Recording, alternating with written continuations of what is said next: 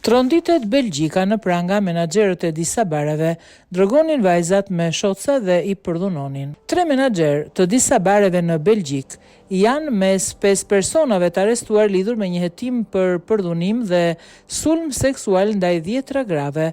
Prokuroria ka thënë se të dyshuarit lidhen me të paktën 41 viktima femra nga dhjetori 2021 deri në vitin 2024.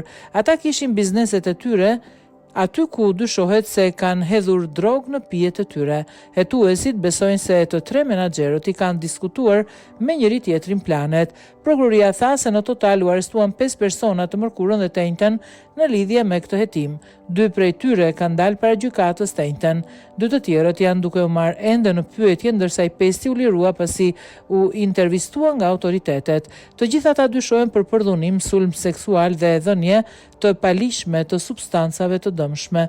Zyrtarët e policisë dyshojnë se pijet e vajzave përziheshin me drogë, duke përfshirë këtu ketaminën, një anestetik i përgjithshëm i përdorur për qëllime mjekësore si pasojë e efekteve alucinogjene që jep. Vajzave të reja u ofrohen shoca me alkool, shpesh me shije amaretto.